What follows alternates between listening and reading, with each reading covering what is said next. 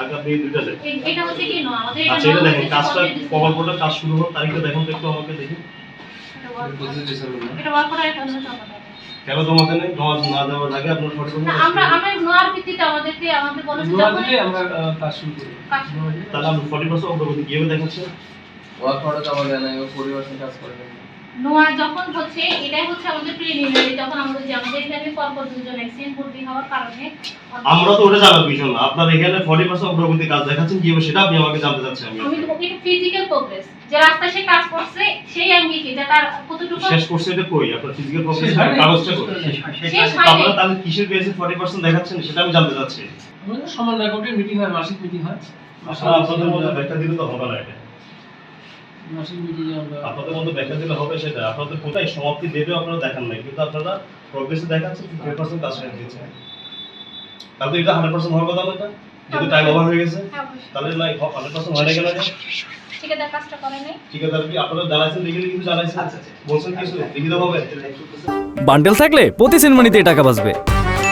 বিকাশ send money bundle কিনে জিতুন প্রতি লেনদেনে। হ্যাঁ ভাই ভাই একটু এবং যেটা রাস্তা নিয়ে নাকি এটা কত টাকা দাও হচ্ছে? দুপুরে শ্রমিক বিল দেওয়া হয়নি। আমরা তো শিকাছে যাই না।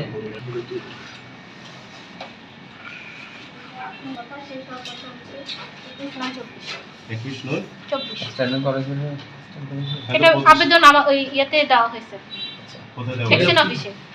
পিডি অফিসে ফাইনাল বিল কি প্রজেক্ট করে না ফাইনাল বিল না, এটা এটা বিল কত পার্সেন্ট করে করছেন এটা দেখেন তো।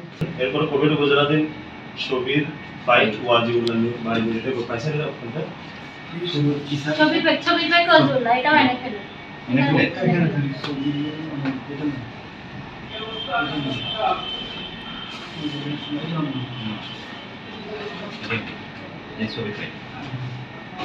আমাদের যে নোয়াখালী কোভিড উপজেলা এলজিডি অফিসে বিভিন্ন প্রকল্পে যে চলমান রয়েছে চলমানের প্রেক্ষিতে আপনার যে বিধি বহির্ভূত বিভিন্ন বিল উত্তোলন এবং আপনার যে এলজিডি বিভিন্ন তত্ত্বাবধানে যে গ্রাম অঞ্চল রাস্তা এবং যে ব্রিজ কালভার্ট নির্মাণ হচ্ছে ওখানে নির্মাণকৃত যে রাস্তা এবং ব্রিজ কালভার্ট জল প্রতিদিন ধসে পড়ার যে কারণের প্রেক্ষিতে আমাদের যে হেড অফিস থেকে আমাদের একটা আজকে এখানে অভিযান পরিচালনা করার জন্য বলছি। তো আমরা ওই প্রেক্ষিতে এলজির অফিসে আমরা সকাল থেকে আপনার যে বিভিন্ন কাগজপত্র এবং আমাদের বিভিন্ন প্রকল্পের যে ফাইলগুলো আমরা পর্যালোচনা করে দেখলাম। দেখার পর আমরা এখান থেকে যে আমরা বেশ কিছু আপনার যে রাস্তার ফাইল যে প্রকল্পের ফাইলগুলো আমরা নিয়ে যাব।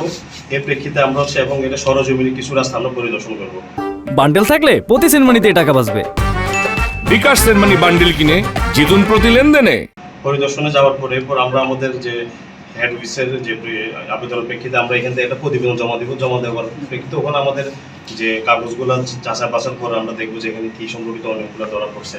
তারা কিন্তু আসলে আমি এটা বলতে পারবো না যে এখানে কি অ্যাকচুয়াল ঘটনাটা কি।